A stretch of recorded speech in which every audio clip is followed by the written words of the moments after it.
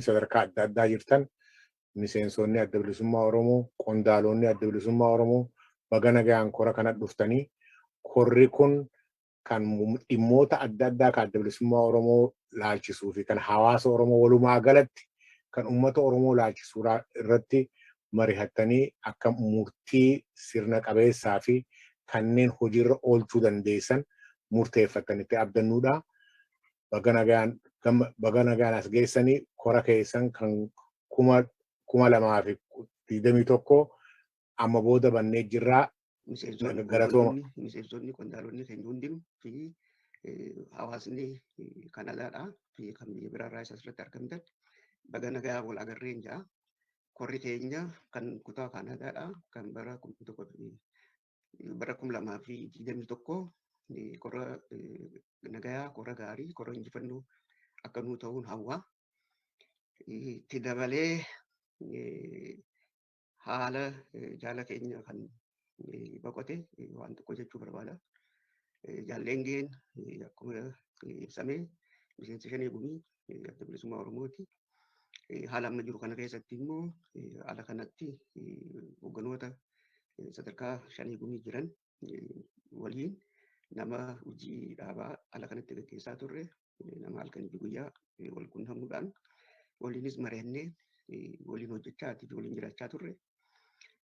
Haala hin taane keessatti torbaan lama dura kan dhiibamee achi booda hospitaala geessinee isa yaalaa turre. Hospitaala keessatti dhukkubni isaa kan duraan beekamne sanboota dhukkubni isaa beekame dawaan akka kennamuuf goone hospitaala guddaa keessatti tajaajilaa turre. Guyyaa tokko dura haalli isaa wayyaawaa ta'uu hubannee inumaatu nagaa ta'uu isaa akka gaariitti mirkanaa'ee ture. Haaluma beekamneen sa'aa 5 booda boqochuu isaa dhageenye. Kanaaf jaala kana haala kanaan biraa dhabuu keenyatti hedduu gaddina, hedduus nu dhagahamaa jira. Haala jireenyaa waan ta'eef obsuu qabna, haala qabsoo waan ta'eef obsuu qabna. Haala amma qabsoon keessa jiru kanatti immoo haalli kun dhaaba kana mudachuun waan ulfaataa ta'uu namuu hubata. Haa ta'uu dhaadannoo qabnutti jajjabeessinee qabsaawaan ni kufaa, qabsoon itti kufa kan jedhu san fudhannee miseensonni hundinuu uummanni Oromootis qabsoo keenya waan isaanitti wareegaman bakkaan ga'u achi filmaanni biraan jiru bifa saniin haa laallu. Isaas rabbi warra jannataa godhu maatii isaatii fi qabsaa'ota jaallan isaa hundinuu hundi keenyaa'u rabbi nu haa jajjabeessu. Hanqasiin jechuu barbaadaa jechuudha. Waan inni irratti dubbadhu seenaa kutaa Kaanaadaati. Seenaan kutaa Kaanaadaa guddaadha. Waan daqiiqaa manaa kan nama 20 kana keessatti dubbatamee dhumuu miti. Seenaan konyaa tokkootu san ol murraa fudhata. Haa ta'u immoo seenaan kana bara 2001 fi bara 2007 ta'uu yaadadhu seenaa kana barreessinee turre. Akka kutaa Kaanaadaatti warri kutaa Kaanaadaa jettanii yaadattanii. Amma sanitti waan jiru seenaa bal'aa barreessinee turre. Barruun suni bakka jiru maamilleen barbaade akkuu hin dandeenye. Garuu seenaan kutaa Kaanaadaatis ta'e seenaan qabsoo bilisummaa Oromoo bakka adda addaatti gaggeeffamaa jiru barreeffamuutu irra jira. Kanumarraa kaanee itti yaadnee fuuldura warri waa barreessuu danda'u akka barreessu nuti illee irratti gargaarre yoo barreeffame gaarii kan jiruun akeeka. Gabaabatti hammaan danda'e ammumaan guyyaa lama dura natti himanii hammaan yaadadhu lafa kakkaa'eetiin isin ibsuu deema. Yoo dogoggore na sirreessaa, yoo waan irraa keessaa hambise jaallan yeroo dheeraa jalqabaa kutaa kana keessatti waliin turre ni jirtu. Akkasii wal yaadachiifnee wal sirreessaa deemnaa jechuudha. Kutaan Kaanaadaadhaa waggaa 27 dura miseensi naannoo kanatti Oromoo jalqabe. Bara gaafa dhaabni chaartara seenee chaartara irraa bahe dura caayaa adda bilisummaa Oromootu biyya alaa kana ture. Caayaalee biyya alaa turan kana keessaa caayaan tokko kan uunaa yaaniin Union of Oromo North America kan jedhu tokkummaa Oromoota Ameerikaa kaabaa kan jedhu san caasan keessatti namni miseensa ta'uudhaan akka caayaatti caayaan sun bakka dhaabaa bu'ee hojjechaa ture jechuudha. Bara 1994tti haala kanatti miseensi yeroo duraatiif horatamuu jalqabe. bakkii miseensi yeroo duraatiif miseensi adda bilisummaa Oromoo biyya alaatti miseensome kutaa Kanaadaati jechuudha. Biyya alaa kan dura hunda bakka hundattuu kutaa Kanaadaa keessatti dura adda bilisummaa Oromoo biyya alaa kanatti miseensa hojjechuu jalqabe jechuudha. Barri kunis bara 1994 ture. Magaalaan dura miseensitti horames Toronto ture jechuudha. Akka kanaan bara 1994 miseensonni lakkoofsaan nam 5 ta'an yeroo duraa miseensomanii achi booda miseensa Torontotti horachuun itti fufe. Yeroo san waajjiraaleen adda bilisummaa Oromoo biyya alaa jiran keessaa waajjirri tokko Toronto ture, Kanadaadha. Waajjirri tokko DC ture. Waajjira DC Jaal Abiyyuu Galataatu gaggeessaa ture. Waajjira Kanadaadha kan Torontoo ture Jaal Tamaam Yusufiitu gaggeessaa ture jechuudha. Waajjira irraa gaafa san miseensummaan horachuun jalqabe. Bifa saniin Torontotti Oromoo miseensa horachuun jalqabe. Itti fufee bifuma ji'oogiraafii jiru saniin Ottawaa, Winnipeg, Calgary, Victoria fi Vancouver'itti yeroo sanitti miseensa horachuun danda'amee jechuudha. Haalli koreen kutaa hin turre duraan. Yeroo sanitti koree naannoo koree biyyaa kan jedhutu kutaa kana gaggeessaa ture. Jaallan sadarkaa duratti miseensa dhaabaa turanii namoonni 5 akka koree naannootti hojjechaa turanii isaanis Jaal Badhaadhaa, Jaal Fiqaaduu, Jaal Abdulhamid, Jaal Tumsaa fi Jaal Yeddii turanii akka koree naannootti hojii dhaabaa Kanadaadhaa gaggeessaa turanii. Akka koree kana qindeessee gaggeessaa ture waajjira irraa Jaal Tamaam Yusuf ture. Waliin akka koree naannawaatti turanii kutaa kana gaggeessaa turanii jechuudha. Haala kanaan osoo deemaa jirru bara wanta osoo kora sabaatti hin deemin dura haalli tokko jijjiirame. Haalli jijjiirame kunis caasaan biyya alaa jijjiirame keessatti godhamee Jaal Abiyyuu Galataa jalatti jaallan 8 akka koree hajaa alaatti utubamanii isa saniin qajeelfamni haareenii bahuudhaan koree konyaan duraan hin ijaaramne akkuma magaalaatti miseensi jiraachaa ture. Caasaa saniin akka tokkotti namni jaalalamaa yoo jedhaniin diisirraa dhufee konyaa Torontoo tokko asitti dhaabee jechuudha. Koreen naannoo osuma jirtu koree naannoo gubbaan dabalanii konyaan dura Torontootti ijaarame. Booda dhawaataan akkuma mareefu jennu kanatti konyaaleen Ottawaa, Winnipeg, Calgary, Victoria fi Vancouverittis konyaan dhaabbatee bifa saniin gaggeeffamaa ture jechuudha. Kora hatattamaa irratti gaafa asii koree hatattamaa jiraatu miseensonni ala kanarraa dhaqanii akka dhaqan yaamamanii turanii. Kora sabaa san irratti Torontoo Kanadaarraa Jaal Tamaam Yusuf waajjira bakka bu'ee dhaqee akka koree naannootti Jaal Yeddiitu dhaqee konyaa Torontoorraa Jaal Damshootu dhaqee jechuudha. Ameerikaarraas akkasumatti dhaqanii Jaal Odaanfaan fi miseensonni 3 kan biraa nama 4 ta'anii dhaqanii namni tokko Jaal Abdallaa Awustiraaliyaarraa dhaqee jechuudha. Korarraa agguu deebinuu kora san keessatti miseensonni alaa dhaqan qooda guddaa qabaachaa turanii. Kora sanirraa agguu deebinuu haalli jijjiiramni asii jalqabee sun itti fufe. Koree naannootis osuma jirtu waajjirris osuma jiru ramaddiin godhamee korummaan warra koree naannoo san keessa jiruu fi jaallan lamatti dabalamanii ramadamanii akka kutaa Kanadaatti ramaddiidhaan hojjechaa turanii. Kuni bara 1909 fi jalqabuma gama booda 1998 gama booyaatti ture. Korarraa agguu deebinee amma osoo kanaan deemaa jirru miseensi Ameerikattis horomuu jalqabee ijaaramuu jalqabee jechuudha. Garuu kan sirnaan ijaaramee dhume kutaa Kanadaati. Bifa guutuu akka amma kanatti.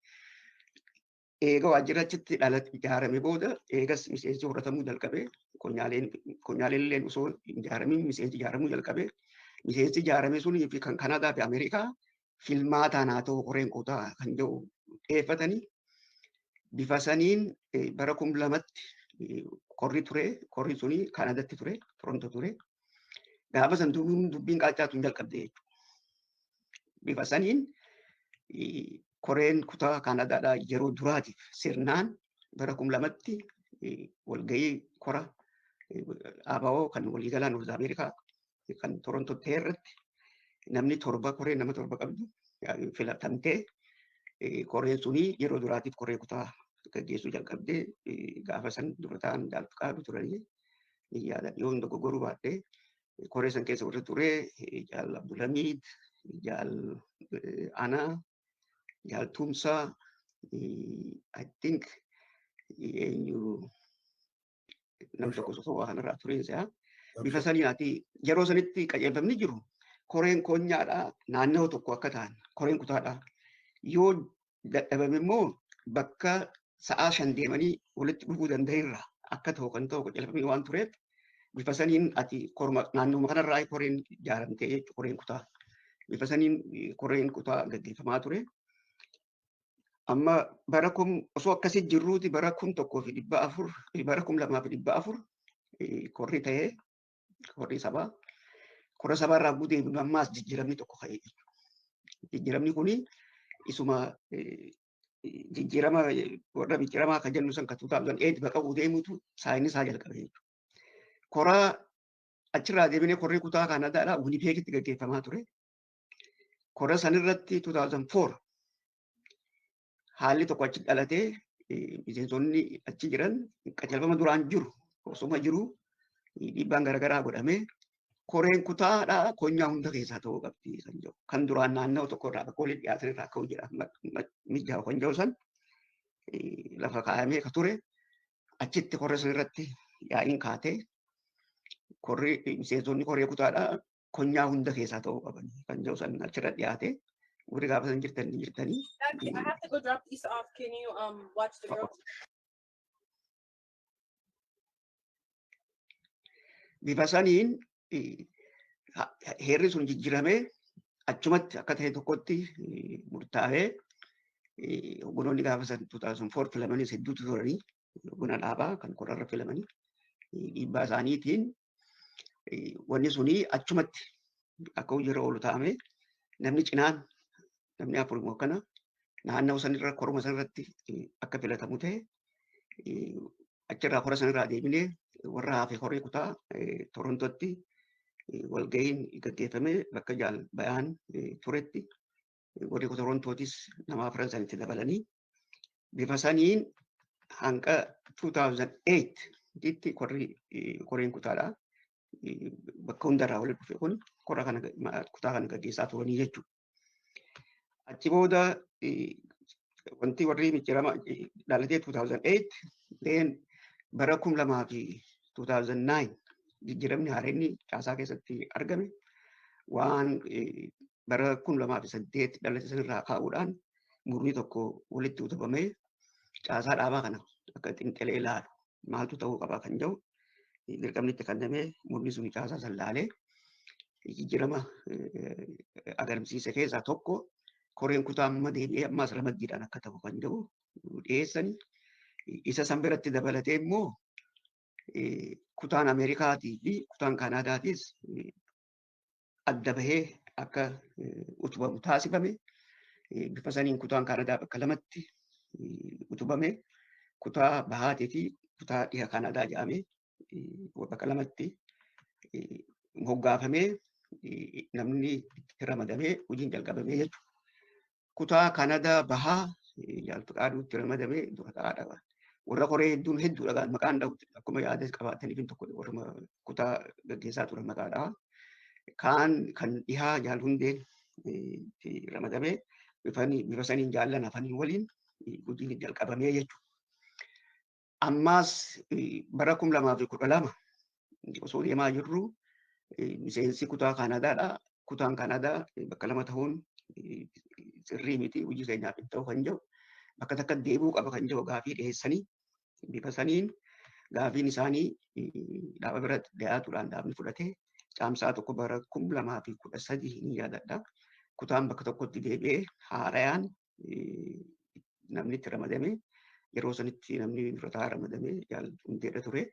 Warri hafees akkasumatti keessa jiranii bakka hundarraatti ramadamanii warri amma hojjechaa jiranii achi booda ramaddiin jaal Milikii itti dabalee amma kan deemaa jiru.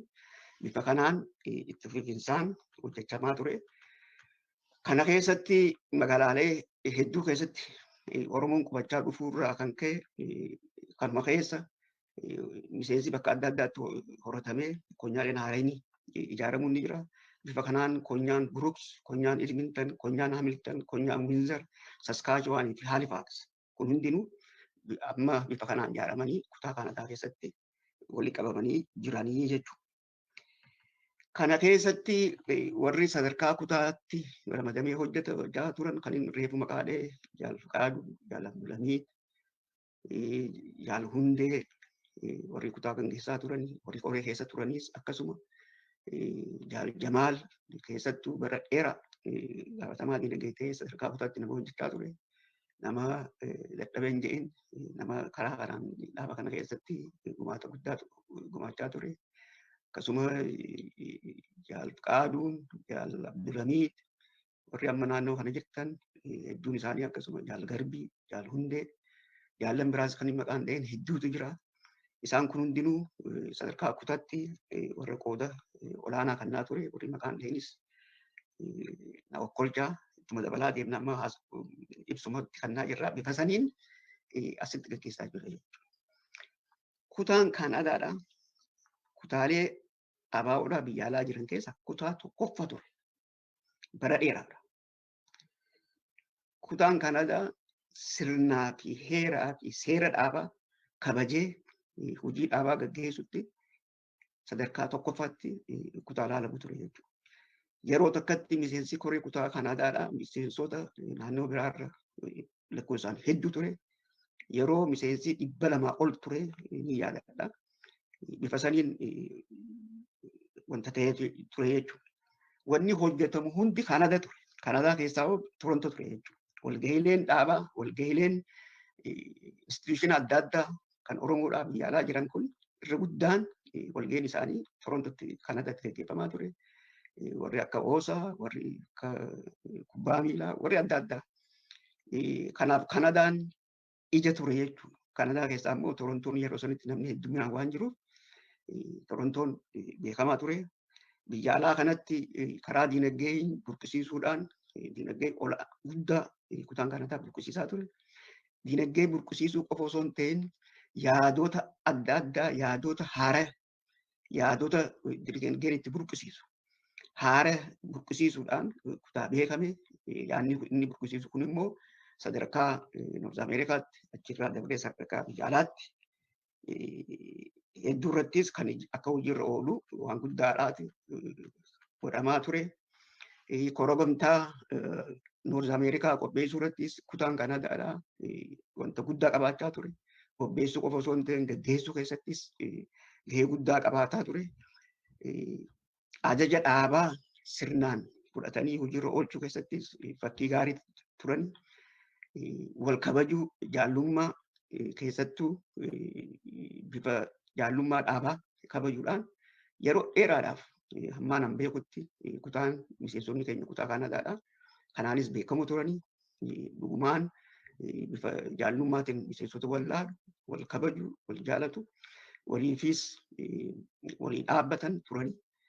Bifa kanaan gaa kutaan Kanadaadhaa qabsoo bilisummaa Oromoo keessatti bakki inni qabu, seenaan inni qabu seenaa guddaadha. Seenaa ulfaataa fi seenaa kabajaa qabu, seenaa qabsoo bilisummaa Oromootti dirqama silaa miseensi tokkoo fi akka koonyattis akka kutaattis bahuu qaban sadarkaa olaanaatti warra bahaa ture.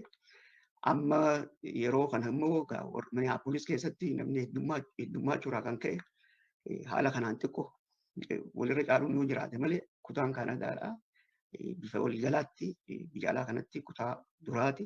Kutaa duraa qofa osoo hin ta'in kutaa cimaa qabsoo bilisummaa Oromoo keessatti gahee guddaa qabaachaa ture. Walumaa gala ammallee kutaan Kanadaadhaa dirqama isaa bahuutti karaa diinagdee dhaabni barbaachisu dirqamatti kan guutee argamutti bakka tokkoffaa qaba. Warra Ameerikaatiin wajjin yoo heddumina namaatiin kanaan ta'e malee ammallee sadarkuma tokkorra jiranii Kanaaf yeroo ammaa kana haala amma keessa jiru kanatti keessattuu karaa dinagdeen utubaa dhaaba kanaa ta'ee warri deemaa jiru warra kutaa baha Ameerikaatii fi kutaa Kanadaa ta'uu mirkaneessuu barbaanna. Kanaafuu walumaa galatti yoon gabaabse kutaan Kanadaa qabsoo bilisummaa Oromoo keessatti gaheen inni qabu guddaadha. Gahee mul'ata qaba. Kanaaf bifa saniin ilaaluun barbaachisaadha. Gabaabsee kanumaan jaa warreen maqaan dhaheen yoo jiraattan of kolchaa daqiiqaa 20 qofa naa kennanii fixuun irra jira. Kanaaf gaa seenaan kutaa Kanadaa bal'aadha. Barreeffamutu irra jira. Bifa gaariidhaan barreessinee wanta jechuu qabna.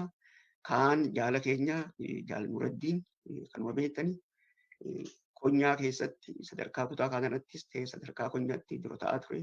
Nama halkanii guyyaa qabsoo kana keessatti hojjechaa ture, gumaachaa ture. Akkuma jaallan kaanitti nama halkanii guyyaa qabsoo kanaaf dhaabbate. Hojii dhaaba kanaa gaggeessuu keessatti nama guddaa qabaachaa ture. Har'a nu bira hin jiru. Isallee yaadachuun nurra jira. Bakka jirutti rabbi jannataa kan nuufi. Akkuma qabsaa'ota kaanitti isaas qabsoo isaa nurra dhiisee bakka itti buunee itti fufneetuma galmaan gahuu jenna. Kanaaf walumaa galatti jaallan maqaan dha'uunis yoo jiraatan of kolchaa kutaan Kanadaa bifa kanaanii seenaan isaa gabaabaa kanaadha. Akkaataa miseensa adda bilisummaa Oromoo Noord Ameerikaa gaafa dura eegaleetti gaafa nuti biyya tana dhufne Noord Ameerikaa uunaatu jira. Deeggartoota ABO'ti. Odootuma akkasii jirruuti gaa 91 sun dhufe gaafa 91 dhufe saniis xiqqoo namni hawwiinni qabde namni hundi deeggartoota ta'e irra guddaan wanni miseensaa wanni gad dhaabbatee honyaan hin dhaabbanne odootuma akkasii deemnuuti gaa 91 suni 92 booda haalli jijjiiramaa dhufe 92 93 94 akkaataan duraan uunaatti gargaaruu turre sunis walin laaqameeti namni konfiyuus keessa seenee waan gudwallaale kana nuti namni 4 walit dhufne eessatti Viktooriyaatti maal godhuu qabnaa akkanatti jaarmaa keenya kana har'aan tana hunu rakkoo hamtuu keessa jira yeroo hamtuu 95 94 95 keessa kana maal godhuu qabna kanatti hin teenyu uunaan duratti sila deeggartoota namni waa kana amatatti waa gargaaru sunis amma konfiyuus keessa jira namni maal godhuu qabna jennee wal mari'anne nuti nama 4 Anaa fi Jamaal Ibroo Hassantuu Turaa Abdallah tokko nutu 4 kanaa wal mari'ate maal godhuu qabna kanatti hin laallu jaarmaa kanaa hooggana tokko fi yaamuu qabnaa waan goonu hooggana tokko fi yaamne waan godhuu qabnu mari'achuu qabna eenyu yaamanna eenyu as dhiyaata tamaami Toronto jira Jamaal Ibrootiin nuuf yaame nutti bilbili haa dhufu hayyee Jamaalitti bilbilee nin dhufaati ani noolii hin qabuu jedhe aboo noolii nuu kafala nuuf yaami ballama nurraa fuudhi tikeeta muradhu hottu noolii tante harkaa qabnaa hoggaasuma wali buufne natti kennan tamaamni dhufe 1995 eegala 95 naannawa kana sababa sanitti tamaaf nuu dhufe miseensummaa eegalaadhaaf marraa duraatiif barnoota guyyaa 15f nuu kanne Maarchi 25 1995 Viktooriyaa mana Jamaal Ibrootti achitti miseensummaa duraa eegalle achii dura immoo waan miseensummaan eessa ijaarame amma silaa fakkeenyaaf miseensummaa yoo kan Torontootti eegalu ta'e maaliif formeeshinuun gahin akkaataatti ijaaramu san nama maafi nuun ergin hin dhageenye nuti eegalaa duraa odoo miseensummaanuu hin eegalin waanuma ABO ta'e biyya alaatti deeggarsa malee miseensummaa eegalaan bu'uurrisaa Fiiktooriyaatti Maarchi 25 1995 miseensummaa fudhannee kaardii wanni ID illee ta'e miseensummaadha amma na harka jirtiniin qaba hanga ammaatti nuu kennamte achi jama wanni tamam bultii 15 nu bira ture Kaalgaarii dhufee Kaalgaariilaan Winibiikiin akkasitti gaddeebi'ee jechuun karaa istiidha. Ati waliigala hundumatti miseensummaan eegalaan Victoria 1995 March 25 gaafa sanii miseensummaa adda bilisummaa Oromoo eegalamee achi booda konyaan bakka hunda walga'ee koree kutaatii fi kana hundaa'u walga'ee jecha. Ichumarraan deemee bakka hunda bakka duraan hin ga'inillee Ameerikaadhaas bakka adda addaatis addunyaa guutuu keessa miseensummaan eegalee konyaadhaan koree kutaatiin kora amataa godhachaa dhufe jechuudha. Ana kaan an beekutti amma warri as keessa jirus ni jira amma Jamaal Birootis ni jira. Miseensummaan dura bu'uureeffame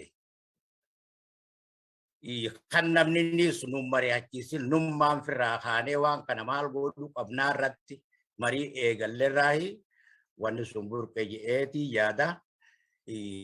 Kun hundi immoo qabsoo teenya waan seenaa wal saamanii fi amma anaa godhee fi kaanii godhee miti wanni hundinuu tan goone teenya.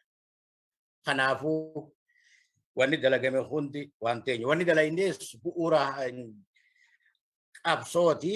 Faayidaas fidde bu'aa guddoos fidde hanga dalaynu deebinee kan keessa jirullee bineensi haa jiraatu kanu sakaadhu haa taatu ammoo firii agarsiifnee jirra ittiin boonnaan jedhan qabsoo teenya tan hanga irraa goone ittiin boonnaas fuulduraafis jenereeshinii barnoota taatii fi waan if dura deemu malee waan if boodan deebine.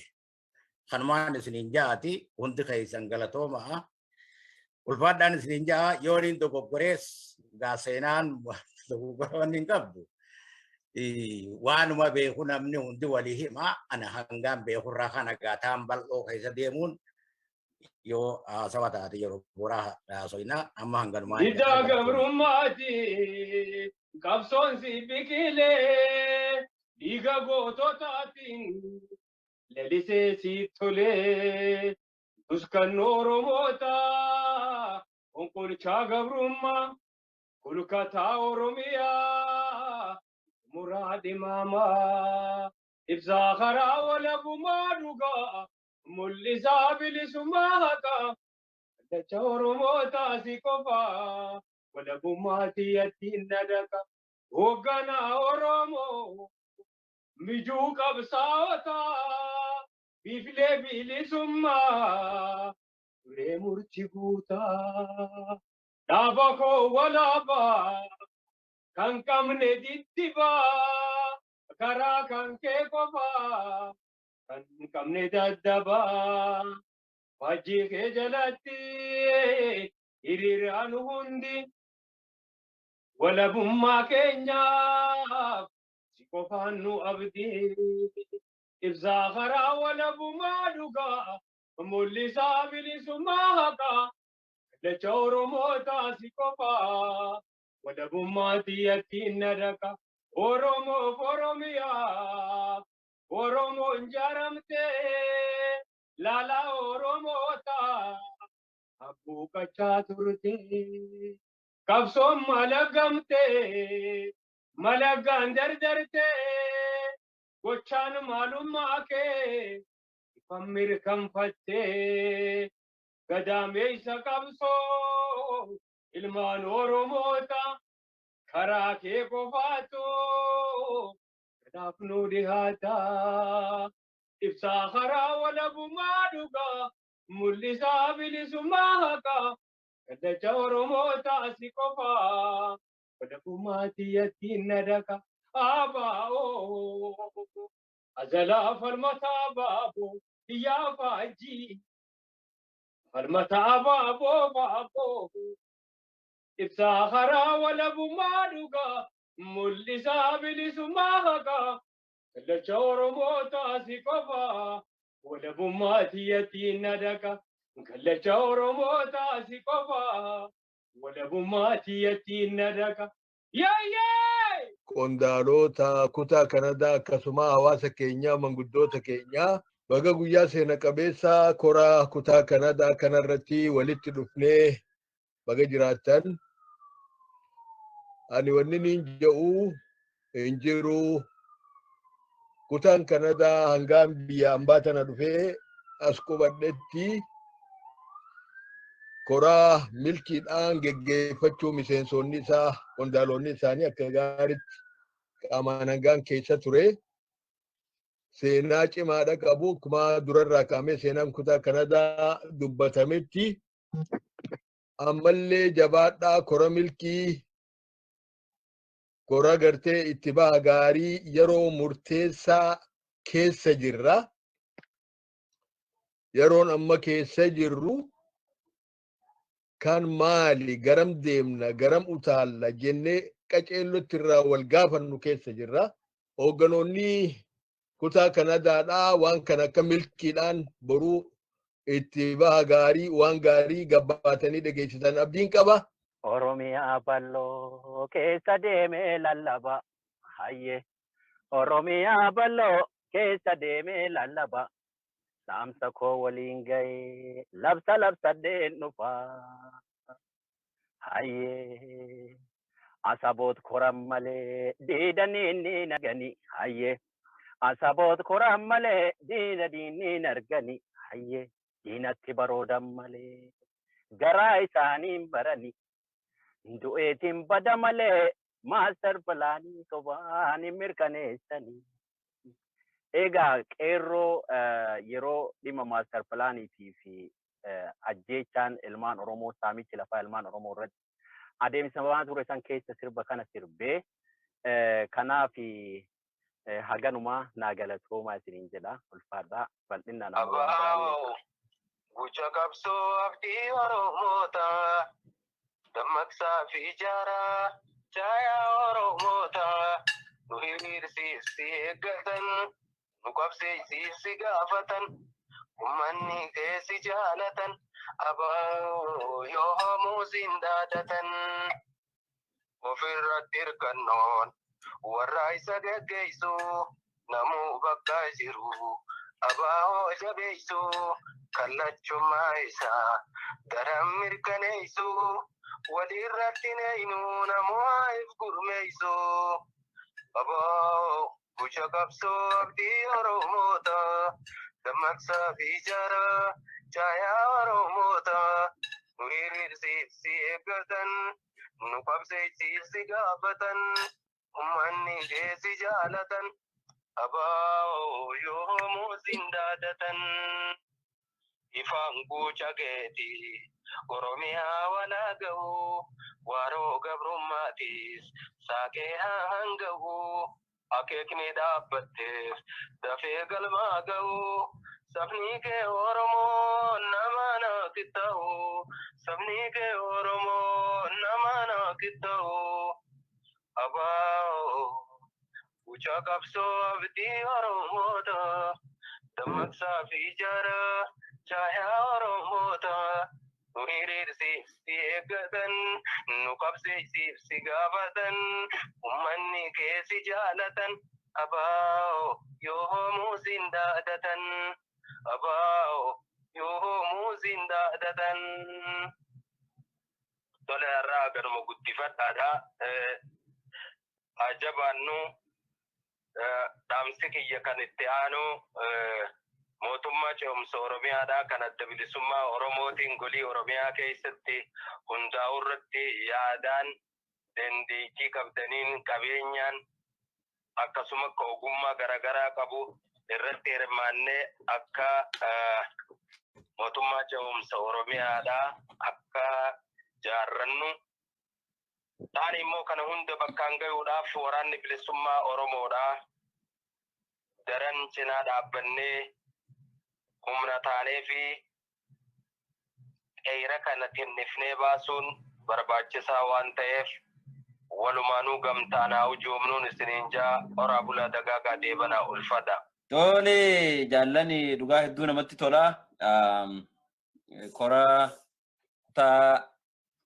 Kaanadaa irratti isinii waliin qooda fudhachuudhaaf milkii nu affeertee as jiraachuu kiyyatti hedduun gammada. Jaaliyaddiin faaruudhaan qarxam isin godhe gaafa kutaa keenya dhufu akka ta'u rabbii beeka. Hundumaafuu dhugumatti seenaa gaafa biyya jirurraa jalqabnee waa'ee kutaa Kaanadaadhaa dhaggeeffachaa jabina isaanii wanni jechaati turre as geenye eegan dhufellee sanumaan argaa ture jechuudha. Hagan amma isin waliin hojjechaa jiru irrattillee hammam takka contribution kutaa Kaanadaadhaa fi hawaasni Kaanadaadhaa hagam takka qabsoo tanaaf bakka guddaa akka qabuun argee hubadhe. Haaluma kanaan fuuldurallee itti kuftanii sadarkaa kana caaluun akka deemtan abdiin qaba. Har'a kora xiqqaa keessan kanarratti argamuu kiyyaaf hedduu natti tola. Galatooma kora milkiidhaa kan injifannoo gaarii itti argannuu fi haala murteessaa keessafuu amma biyya teenya keessa jiru kana keessatti kora kana godhachuu keessaniin murtiilee jajjabduu akka dabarfattan abdiin qaba. Hedduu galatooma asuma keessan jira. Jaallan hedduu galatooma ulfaadha. Duraan dursa baay'ee kanarratti nu affeeruu keessaniin galatooma adoo gara sanitti hin darbini.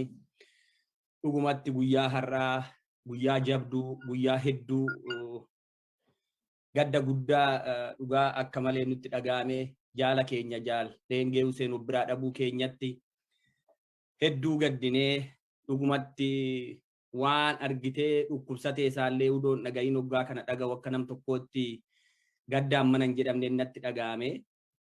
Kanaaf Waaqayyo lubbuu isaa haa maaruu.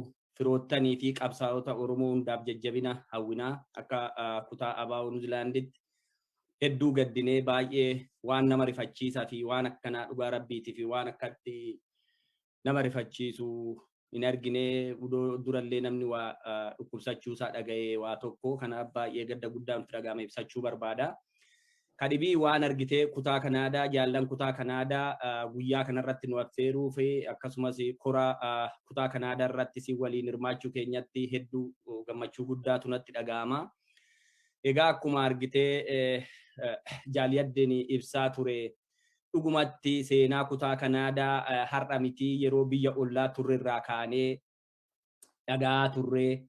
Jaallan achi jiran kutaan Kanaadaa fi dhugumatti kutaa USA qabsoo bilisummaa Oromoo keessatti ribuu dugdaa qabsoo adda bilisummaa Oromoo geggeessu keessatti bakka guddaa qaba.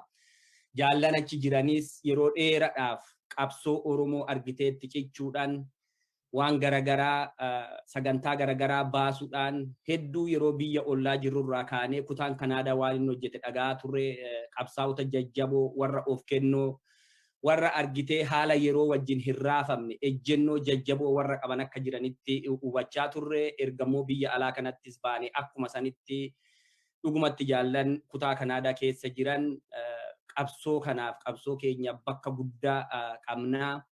Nuufillee abdiin keenya dhugumatti yeroo garagaraatti caasan achirraa ba'u ejjennoon achirraa ba'u biyyoota kutaa biyya garagaraatti yeroo faca'u hojii isaan caasessanii karoora garagaraa baasan yeroo fudhannee hojiirra oolchinutu ture. So walumaa galatti jaallan kutaa Kanaadaa dhugumatti qabsoo Oromoo keessatti bakka guddaa qabdu. Hojii guddaas hojjechaa turtanii ejjennoo guddaa yeroo qabsoon kun argitee qabsoo bilisummaa Oromoo kana keessatti daddaaqamni garagaraa wanni garagaraa turellee ejjennoo gahaa fudhattanii yeroo hedduu kutaan Kanaadaa waan hedduu hojjechaa turtanii. Kanaaf waan sanirraa waan hedduu jechuun hin danda'ama ammoo haa ta'uuti san jaallan hedduunis jedhaniiru. Kanaaf ammallee qabsoo keenyaaf murteessaadha jaallan achi kutaa Kanaadaa fi akkasumas kutaa USA keessa jiran hedduu murteessaadha. baay'ina namaa udoo hin taane qabsoo Oromoo keessatti hirmaannaa fi ejjennoo qabanii fi qabsaa'ota ciccimoon bakka jiranidha yeroo hunda qabsoo Oromooti murteessani. Kanaaf abdii guddaa isinirraa qabnaa nutillee akka kutaa keenyatti wanni isin hojjettan wanni isin gootan ejjennoo isin qabdan qajeelfama dhaabaa hojiirra oolchuu irratti gumaacha garaagaraa gochuu irratti dhugumatti warra kutaa fakkeenya mata dureedhaan deemaa jirtan waan ta'eef hedduu isiniin boonna hedduu isin jaalanna baay'ee abdii qabsoo keenyaafillee dhugumatti kutaalee kana gara fuulduraatti illee abdii guddaa isinirraa qabna. Kanaaf jajjabaadhaa jaallanas keessa jirtan jaallan keessumaa immoo warri argitee baroota dheeraadhaaf waggaa 20 oliif waan kana keessatti udoo abdii hin kutatin haga har'aatti tooftanii asiin keessanii har'a immoo kinoo jaallan waliin turren akka jaal Darajjee jaal Milkeessaa warra kanatti dabarsitanii kennitanii. Kanaaf hedduu galatoomaa keessumaa warri duraa itti ciccitanii haga har'aatti waggaa 20 ol kana keessa jirtan kabajaa guddaa isiniif qabna ulfina guddaa isiniif qabna. Hedduu galatoomaa ulfaadhaa Waaqayyo akkumatti bilisummaa isin argisiisu bara dhufummoo nama galee waliin Oromiyaa keessatti kabajatu Rabbiin waa godhuun jedha. Hedduu galatoomaa ulfaadhaa isiniin jechuu barbaada maqaa kutaa keenyaa fi akkasumas illee maqaa hawaasa keenya Niwuziilaandiin ammilkii ambadaadhinaa injifannoo nuuf haa ta'u korri kunin jedha. Hedduu galatooma. Akkam oltan jaallan baga jiraattan baga walitti deebine bakka jirtanutti baga jiraattanii jalqabarraa siisin moojiin jira dhageeffachaa jira. Egaa akkuma namoota hedduun jedhe guyyaa har'aa miira hedduun kabajnaa keessattuu uree du'aan boqachuu jaal dheengee hedduu keenya rifachiisee jira. Egaa kun amaluma qabsooti. Qabsoon hangafootaa gaafa akka carraa ta'ee gama uumaatiin yookaan immoo waraagama dirree lolaa irrattis ta'u dhaloonni jaluma itti fufaa waan ta'eef egaa miira kanaaf keessa teennee immoo waan Oromoon keessa jirtu wal wajjin mari'achuuf guyyoota dhufan keessatti waan garaagaraa kaasnee waliin laallee waliin mari'anna abdii jedhu qaba. Hedduu galatooma ulfaadhaa nagahuma isin gaafachuuf. Galatooma qaafeeruu keessanii fi warri kun kora milkii nu haa ta'u kora milkii isin haa ta'u injifannoo haa ta'u wanni jaamu hedduun jirtu wanni dhaammachuu barbaannu amanni kun amata calalaati amata gingilchaati gingilfamee dhukkubni kun kaansariin jaarmaa kana keessaa qulqullaawee bahee abdii jettu qabna akka hawaasaatitti wannin dhaammachuu barbaadu akka hoogganni xalalee akka warqeen ibiddaan qulqullaawee as bahe kuni wanti xiqqoof jecha akka sabaa hamileedhaan dhabamaa yookaan takka dhabama takka jiraachuu takka dhabamuu rabbi kan geenye jirraa ni dhabama Oromoon haa dhabamtu Oromiyaan haa dhabamtu Oromiyaa wiudam jedhanii nu dhaadachaa jiru bikka hamnuu jirraa bikka yeroo murteessituu keessa jira yeroo kana keessatti hoogganni akkanatti xalaltanii qulqullooytanii as baatan kuni wanti xiqqoof jecha akka wanni hin jenne qabsootan itti fufsiiftanii akka fiinxanuu baaftan abdii guddoo isinirraa qabnaa jabaadhaa akka sabaatitti akka Oromootitti Oromoon muratee xiqqii keessa seenee bilisoomuudhaaf murteeffatee jira hawaasni uummanni Oromoo guutuuni. So murtee tana fiinxa hooggantanii fiinxa baasuudhaaf abdii guddoo isinirraa qabna. Kanuma matannuu qabadhaa jabaadhaa wanti xiqqoo jecha xiqqii keessan seeninaa yookiin morkii keessan seeninaadha itti nuun fufaa isin jala deemnaa nuun deemaa bakkaan nu gahaa.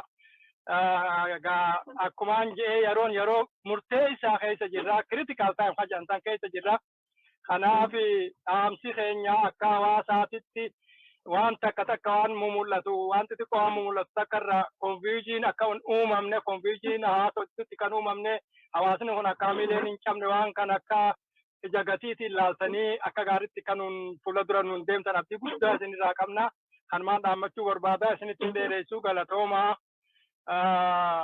Injifannoon uummata Oromoo haa taatu bilisummaadhaan rabbi nu haa milkeessu.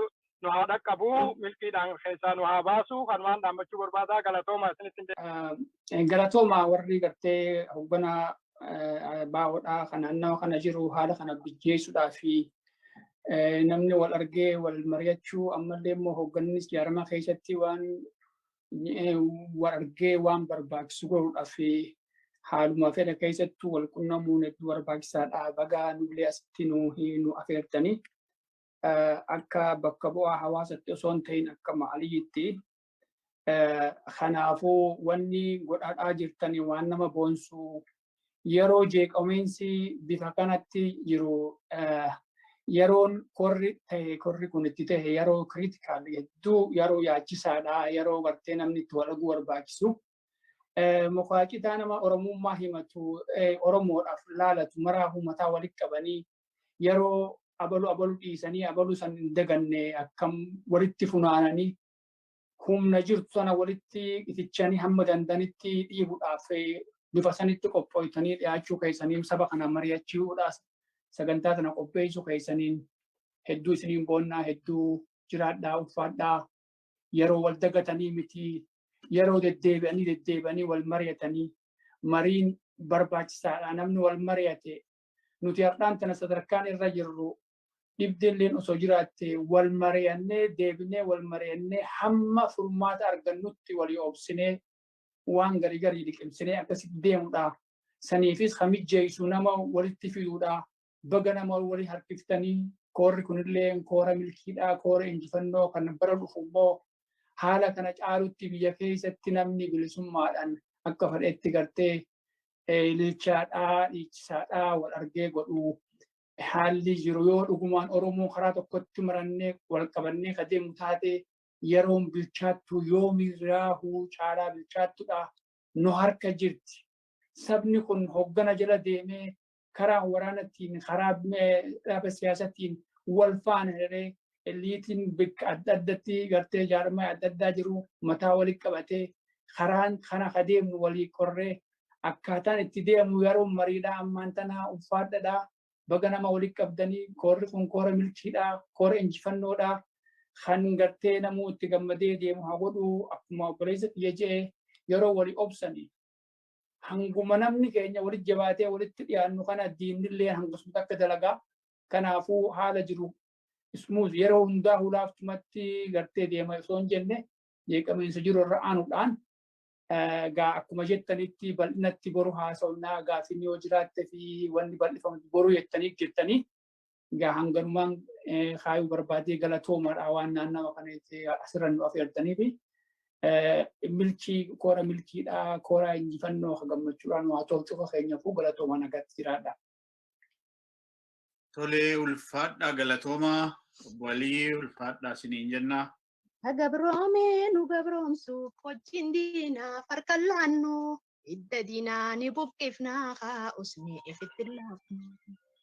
Agabroome nu gabroomsuuf wajjin diinaa farkan laannu harkan laannu idda diinaa ni buqqifnaa haa ifitti laafnu.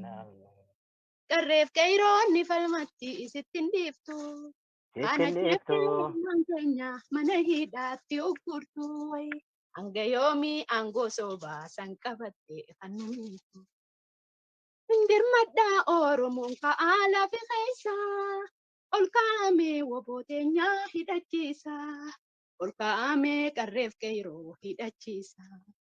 Wal malee maal qaba lammiin guyyaa rakkoo waliif tumsaa wayi. Kuma acee keenya baasa haluu dachaa dandeebisaa wayi. Kuma qarree qeeroo baasa haluu dachaa dandeebisaa wayi. Ngochi gabroonfataa yoomwaan ulakkise arrallee nuumi dhuftoftaa hara yoomse. Arrallee nuumi dhuftoftaa hara yoomse. Oromummaa teenyokkaamsee naftanyummaa nu leellisee. Hawaasa qulqulluu qe'ee irraa buqqisee godaansisee facaasee ilmaan ayyaa walii gallee hafan malee biyya teenyaan raggabroomne mirgan dhabnu wayii Oromiyaan bilisummaa ni argatti. Duraan dursee hooggantoota olaanoo adda bilisummaa Oromoo kan asirratti argamtan dura bu'oota hawaasa kan akkasumattis warra amantiidhaa, warra afooshaa fi hundaahuu miseensota hawaasaatii fi hundi keessanuu warri asirratti kora kutaa Kanadaa ABO jalqaba isaa irratti nu argamtaniif hundi keessanuu hedduu galatoomaan jaa. Akkasumatti illee guyyaa boruu guyyaa hawaasaati. Kana caalatti akka irratti nu argamtan abdii qabnaa. Akkasumatti ergaa korri kunii kora milkii kan bilisummaa akka nuu ta'u maqaa konyaa mul'isa abbaa gadaa Torontootiin hundi keessanuu hedduu galatoomaan jaa. Kora milkii kora bilisummaa nuuf haa ta'u galatoomaa ammaaf kanumaan jaa boruu walitti deebina rabbi jee ulfaadhaa galatoomaa. Ashama harka fuudhee hundi keessanuu baga jiraattanii jaallan hoogganoota dhaabaatii fi akkasuma hoogganoota kutaa Kanaadaadhaa akkasuma miseensotaa fi deeggartoota hawaasa Oromoo marti hundinuu baga jala bultii kora kutaa Kanaadaatiin baga walumaanuu geenye. Korri kun bara dabree bifa haala dhukkuba hammaate kanaan sirnaan onnan ta'in malee hedduu Kanaadaa keessatti kora beekamaadha. Kora bifuma hundaanuu jaarmaya keenya kana keessatti lafa qabatee dinagdeenis ta'e uuma hundaanuu yaadanii sooma hundaanuu qabsootan keessatti qooda guddaa qabu. Kanaadaa akka Kanaadaatti seenaa jalqabarraa qabdu bakka jirturraa kaasee haga har'aatti keessattuu yeroo bishaan yaa qallate kopheedhaan ce'an jette Oromoon haala hamaa kana keessatti kaniin galatoonfachuu barbaadu hoogganoota keenya biroota keenya kutaa Kanaadaadhaa jaalalatti akkasuma jaalatee hundi keessanuu jaalate maalbii guutumattuu hamilee isin tortanii nama walgahii irratti illee argamuu hin dandeenye bilbilaanis harma hundaanuu jala buutanii har'a akka Kanaadaan maqaa gaarii qabaattu qabsoo kanarratti cichoomina isii ragaa jaallan warreen jalqabarraa kaasanii haga ammaatti hordofaa jiran dubbatan kanatti kana caalaa akka fuulduratti isinirraa waa hedduu warri boodarra dhufuus baratee murannoodhaan akka qabsoon tun hanga galma geessutti wanni kana keessatti ifa tahee mul'atu kutaa Kanaadaa keessatti daddaaqinsi fedhee yoo dhufe miseensotaa fi akkasuma hoogganoota gaggeessitoota qondaalota murannoo qaban warra kaayotti amane warra nama jalan deemne jiraachuudhaan agarsiisa. Inni kun akkuma kutaaleen hundinuu fakkii fudhatanii deemaa jiranitti kana caalaa hawaasa keenyaas barsiisuun kana caalaa murannoo qabsoo akkam akka qabnu akka qabsoon tun galma geessutti hamma fedhe rakkoon fedhe hammaatus abbaan fedhe hunna ta'us akka kaayoon galma geessutti fuula dura itti fufna. Kana warra harka wal qabatee haala hamaa kana keessa dabru nu haa godhuu namtichaatu bal'oo yaamee rakkoon jalaa uwwaatte si yaamne maaliif na jalaa uwwaatte jennaan karaan na keessa bahaa jettee rakkoon. Rakkoo tana keessa dabarraa baga jiraatanii ammaaf kanumaan ja'a boruu bal'inaan walitti deebinaa hundaafuu baga jiraatanii galatooma. Tole ulfaadhu jaalataa sabaa ittaan sun akkoo dullachaa biruuksirraa. Ayyee jaalawwan jalgamteessaa jaalodaa jaalawwan haqa asii wal argine andurataa miti Oromoo hooggansaa keessa jira. Durataan kenna jaal gubsaa miseensa gameessaa miseensa hayyuu hooggana adda bilisummaa Oromoo miseensa gumii sabaa yeroo dheeraaf ture. Dirree qabxuulee namummaa akka bakka bu'aafiitti na godhatee deemee dalagaa fi dalagaan gara kennaa isanii beektanii akkam jirtanii jaalawwan baga nagaa wal argine jedha. Anaaf jaal gubsaalleen inni British Columbia bu'ee anasuma bu'ee dhuma 2005 dhufne kora 2005 ka dhufne sanii kora 2006 ta'ee ka 5 yeroo inni Winnipeg ta'e usan ka dhufne 6 ta'ee kora nulachuu yeroo tokko Brooksirraa dhufne wal argine. Kutaa Kanaadaa waan seenaa isaa waa haala qabsoon keessa deemuu sanii yeroo surratti hoggani kutaa Kanaadaa jijjiiramee Jaalayaddii ta'ee ture. Jaalayaddiin yeroo san gubbaatti kuno jaalee addii jechuun ganteessaa boruu